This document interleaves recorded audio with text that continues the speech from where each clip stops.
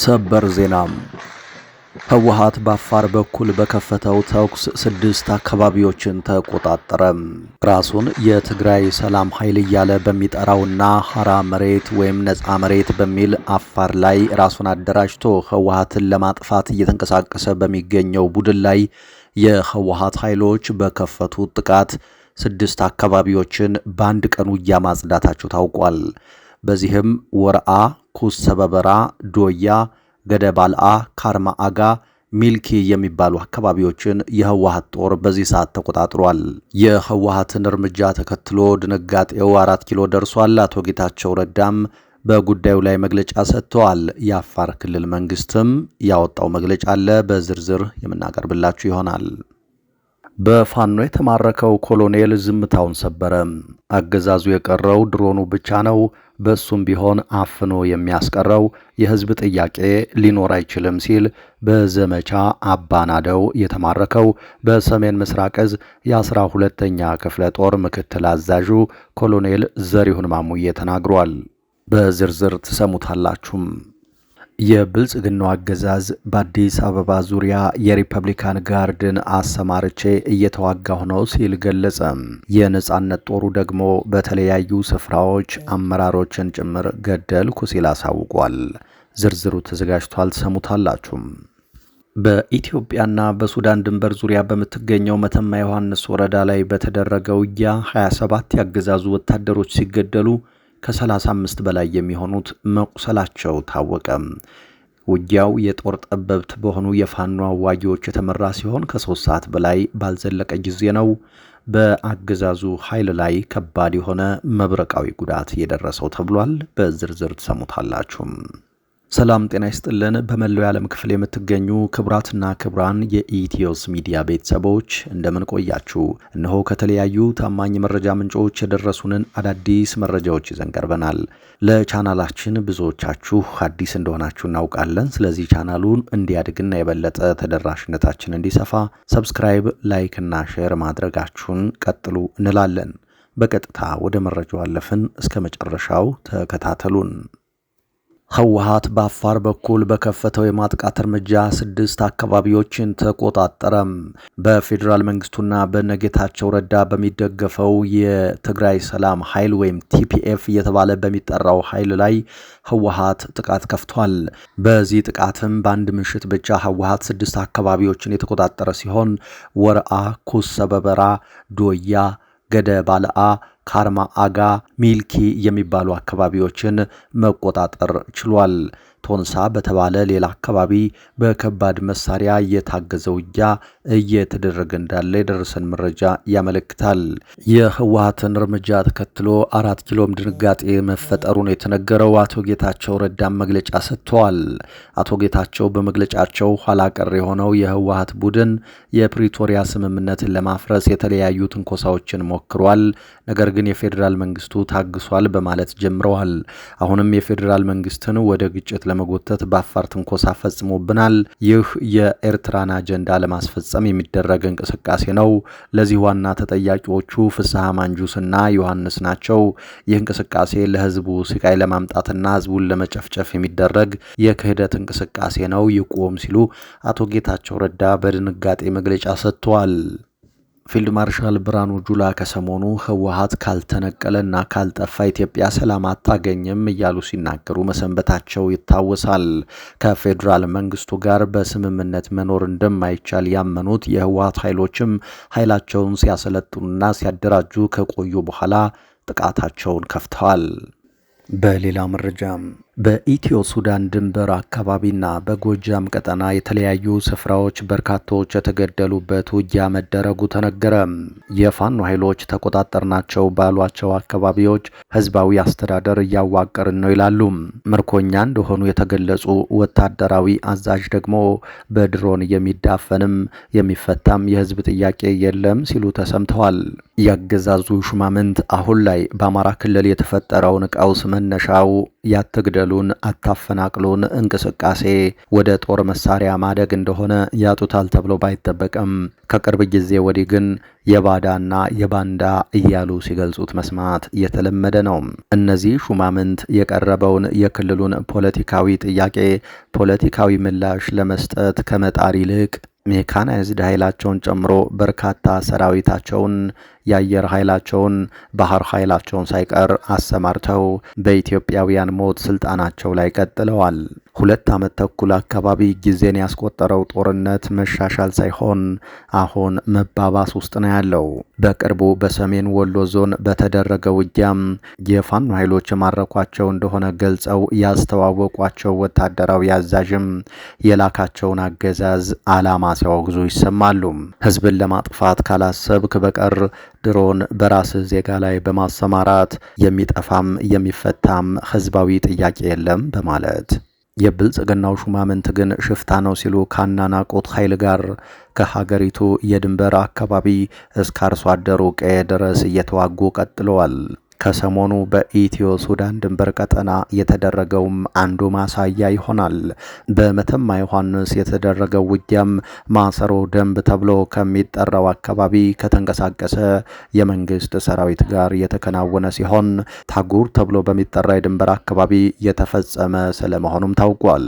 በሁለቱም ተፋላሚ ኃይሎች በኩል ሰብአዊ ጉዳት ማጋጠሙ ሲሰማም በመንግስት ወታደሮች ላይ ድንገተኛ ጥቃት መከፈቱን ተከትሎ በደርዘን የሚቆጠሩ ሳይገደሉ እንዳልቀሩ ተሰምተዋል። ከዚህ በፊት በዚሁ አካባቢ የተደረገ ውጊያን ተከትሎ በርካታ የመንግስት ወታደሮች ወደ ሱዳን ተሻግረው እንደነበር የሱዳን የመገናኛ ብዙሃን መዘገባቸውም አይዘነጋም። ከቋራ እስከ መተማ ከዛም አልፎ አለፋ ሻውራ የነበረው ሰሞነኛ ዘመቻ የድንበር ቀጠናን የመቆጣጠር የሚል ነው። ሌላኛው ዛሬ ጠንካራ የተኩስ ልውውጥ የነበረበት አካባቢ ደግሞ የጎጃም ቀጠና ነው። በዚህም ከቀናት በፊት ጀምሮ በደጋዳሞትና ቋሪት የተለያዩ ስፍራዎች የነበረ ውጊያ ዛሬ ወደ ደንበጫ ዋደ ኢየሱስ አካባቢ ሰፍቶ መካሄዱ ታውቋል። በምስራቅ ጎጃም ዞን ማቻከል ዙሪያ እንደዚሁም ፋግታ ለኮማ አዲስ ቅዳም የነበሩት ሁነቶችም የክልሉ የጸጥታ ቀውስ ግልጽ ማሳያዎች ተደርገው ይነሳሉ። የፋኖ ኃይሎች በተለያዩ አካባቢዎች በተለይ በሰሜን ወሎ የወረዳ ከተሞችን ጭምር መቆጣጠራቸውን ሲገልጹ ሰንብተዋል። አገዛዙ ደግሞ በዚሁ ቀጠና ዛሬም የድሮን አሰሳዎችን ሲያካሂድ ነው የዋለው። ታጣቂዎቹ በአንጻሩ ያዝናቸው ባሏቸው አካባቢዎች ህዝባዊ አስተዳደሮችን እያቋቋሙ እንደሆነ ይገልጻሉ።